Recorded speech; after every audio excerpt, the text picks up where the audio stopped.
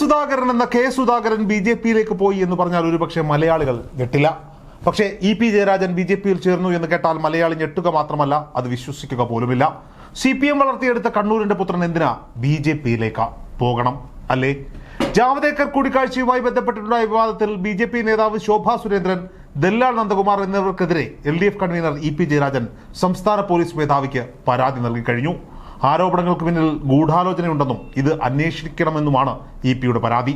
ഇടതുമുന്നണി കൺവീനറായ താൻ ഒരു അക്കൗണ്ട് പോലും തുടങ്ങാത്ത ബി.ജെ.പിയിലേക്ക് എന്തിനു പോകണമെന്ന മാധ്യമങ്ങളോട് ഉറച്ച ശബ്ദത്തിൽ ഇ.പി ചോദിച്ചും കഴിഞ്ഞു.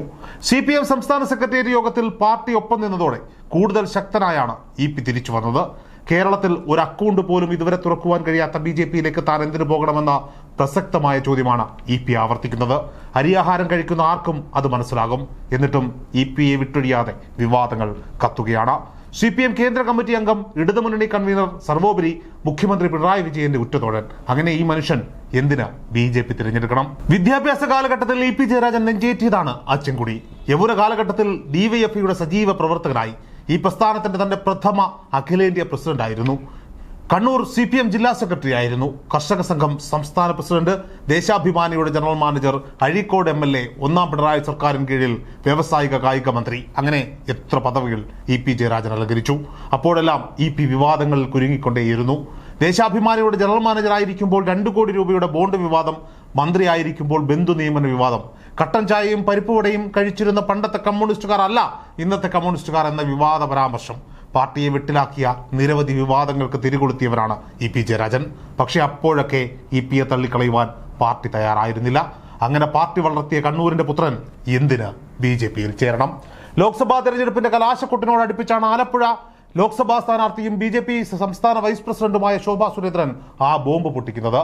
കേരളത്തിലെ കമ്മ്യൂണിസ്റ്റ് നേതാവായ ഒരു വ്യക്തി താനുമായി 3 തവണ കൂടിക്കാഴ്ച നടത്തിയിട്ടുണ്ടെന്നും അദ്ദേഹത്തിന് ബി.ജെ.പിയിലേക്ക് പ്രവേശിക്കുവാൻ താല്പര്യമുണ്ട് എന്ന് അറിയിച്ചിട്ടുണ്ട് എന്നുമായിരുന്നു ആ വെളിപ്പെടുത്തൽ. ശോഭാ സുരേന്ദ്രനിട്ട ബോംബിന് തിരികൊളുത്തിയത് കെ സുധാകരനാണ്. കമ്മ്യൂണിസ്റ്റ് പാർട്ടിയുടെ ആ നേതാവ് ഇ.പി. ജയരാജൻ എന്നായിരുന്നു അദ്ദേഹം മാധ്യമങ്ങളോട് പറഞ്ഞത്. തൊട്ടു പിന്നാലെ ഈ വിഷയത്തിൽ വ്യക്തത വരുത്തി ശോഭാ സുരേന്ദ്രൻ വീണ്ടും രംഗത്തെത്തി. ഇത്തവണ പേര് വെളിപ്പെടുത്തുവാൻ അവർ മറന്നില്ല. ഇ.പിയെ ഉന്നം വെച്ചായിരുന്നു ആരോപണം. ഏഷ്യാനെറ്റ് ന്യൂസിന് നൽകിയ അഭിമുഖത്തിലും ഇതുതന്നെ ശോഭാ സുരേന്ദ്രൻ ആവർത്തിച്ചു. പാർട്ടി നേതൃത്വത്തിന്റെ ഇടപെടലും ഭീഷണിയുമാണ് ഇ.പിയെ ബി.ജെ.പിയിൽ ചേരുന്നതിൽ നിന്ന് വിലക്കിയത് എന്നുവരെ ശോഭാ സുരേന്ദ്രൻ പറഞ്ഞു. തിരഞ്ഞെടുപ്പ് ദിവസം ഇതുമായി ബന്ധപ്പെട്ട് ഇ.പി. ജയരാജൻ പ്രതികരിച്ചു. സുരേന്ദ്രനുമായി ഇതുവരെ കൂടിക്കാഴ്ച നടത്തിയിട്ടില്ല എന്നായിരുന്നു മറുപടി.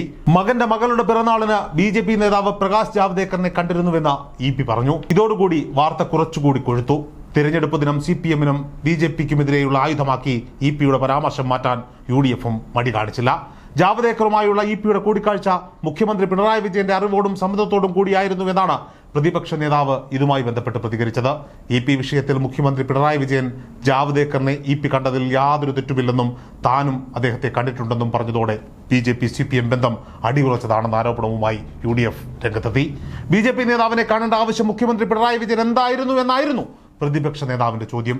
ഇ.പിയും ജാവദേക്കറുമായുള്ള കൂടിക്കാഴ്ച പിണറായി വിജയന്റെ അറിവോടെയാണെന്നും സമ്മതത്തോടെയാണെന്നും ആയിരുന്നു പ്രതിപക്ഷ നേതാവ് PD സതീശൻ ആരോപിച്ചത്.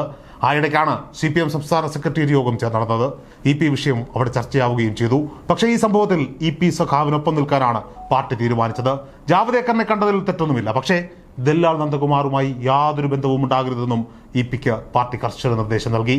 ശോഭാ സുരേന്ദ്രന്റെ ആരോപണത്തിൽ നിയമ നടപടി കൈക്കൊള്ളണമെന്നായിരുന്നു പാർട്ടിയുടെ നിലപാട്.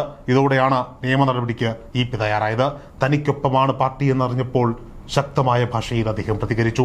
കമ്മ്യൂണിസ്റ്റ് പാർട്ടിയുടെ തട്ടകത്തിൽ ജനിച്ചു വളർന്ന ജീവിക്കുന്ന ഇ.പി എന്തിന് ബി.ജെ.പിയിൽ പോകണം?